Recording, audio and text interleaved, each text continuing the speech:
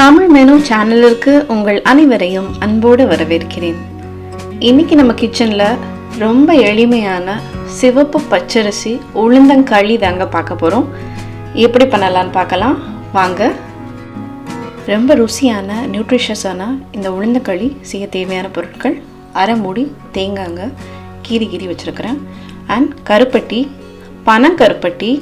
இது கொஞ்சம் இலகி போயிடுச்சு, அதனால் ஒரு மாதிரி இருக்குது. உங்கள் இனிப்புக்கு தேவையான அளவு, அண்ட் 5-6 பல் பூண்டு, களி மாவு 1/4 டீஸ்பூன், உப்பு. இந்த களி மாவில் 1 கப் சிவப்பு பச்சரிசி, அரை கப் கருப்பு உளுந்து, 1 டீஸ்பூன் வெந்தயம், 1 இன்ச் சுக்கு எல்லாத்தையும் பொடி பண்ணி வச்சுருக்குங்க. நல்லெண்ணெய் கண்டிப்பாக சேர்த்துக்கோங்க.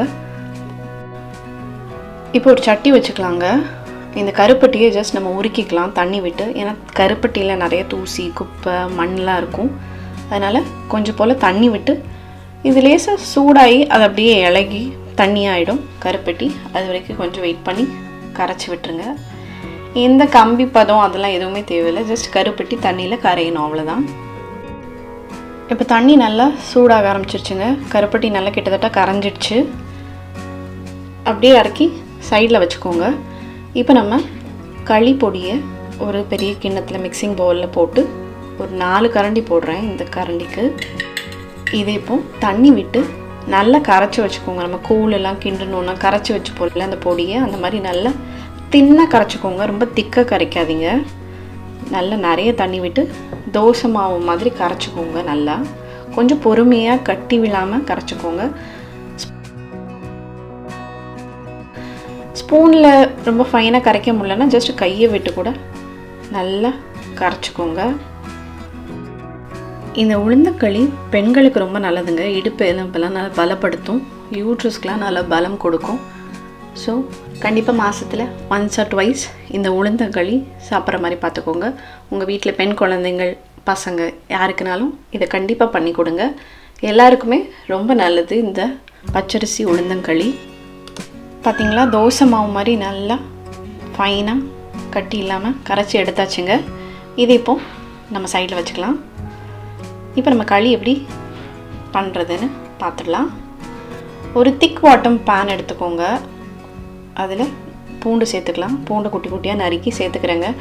உங்களுக்கு கம்ஃபர்டபுளாக இருக்கிற மாதிரி சட்டி பார்த்துக்கோங்க. ஏன்னா கொஞ்சம் கிண்டணும், பிடிக்கிறதுக்கெலாம் வசதியாக இருக்கிற சட்டியாக பார்த்துக்கோங்க.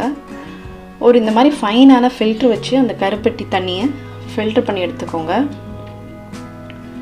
பார்த்திங்களா எவ்வளோ மண் தூசிலாம் இருக்குது பார்த்திங்களா. இதுக்காக தான் அந்த கருப்பட்டியை கரைச்சி சேர்க்குறது. ஸோ இதோ கொதி வரட்டும். கொதிச்சிருச்சுங்க கருப்பட்டி.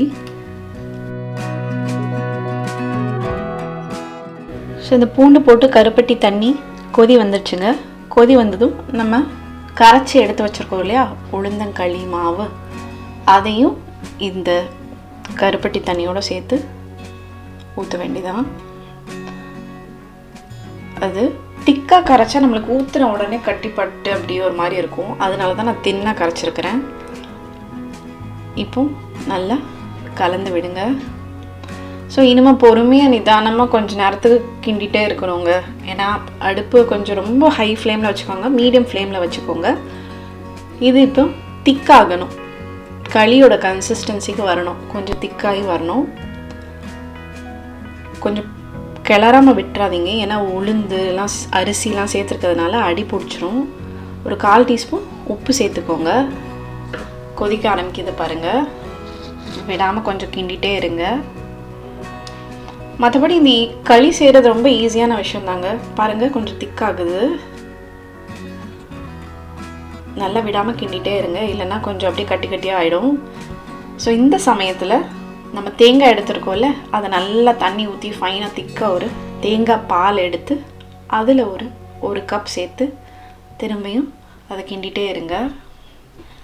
தேங்காய் பால் விட்டு ஒரு 5 நிமிஷம் தாங்க, களி இஸ் ரெடி. ரொம்ப ஈஸி சிம்பிளான ஒரு உளுந்தங்களி. இதை நீங்கள் கண்டிப்பாக ட்ரை பண்ணி பாருங்கள். உளுந்து உடம்புக்கு ரொம்ப நல்லதுங்க. குளுமை தரும், உடம்புக்கு நல்ல பலம் தரும், எலும்புக்கெல்லாம் நல்ல பலம் தரும். வளர பிள்ளைங்களுக்கெல்லாம் இதை கண்டிப்பாக செஞ்சு கொடுங்க. அந்த கருப்பட்டியோட அளவு மட்டும் கொஞ்சம் பார்த்துக்கோங்க. ரொம்ப தித்திப்பாக எல்லாமே பார்த்துக்கோங்க, ரொம்ப கம்மி இனிப்பாகவும் இல்லாமல் பார்த்துக்கோங்க. அவ்வளோதாங்க, 5 நிமிஷம் ஆயிடுச்சு.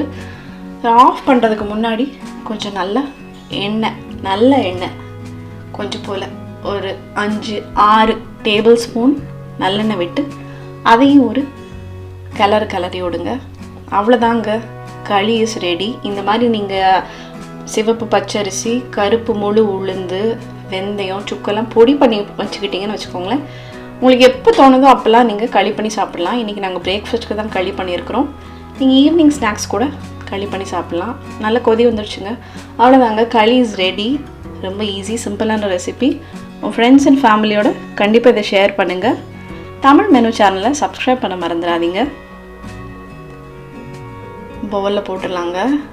ஆவி பறக்க இருக்குது களி. இதை கொஞ்சம் ஆற விட்டு சாப்பிடுங்க. களி எப்போவுமே சுட சுட சாப்பிட்டிங்கன்னா கொஞ்சம் சாப்பிட்றதுக்கு சிரமமாக இருக்கும்.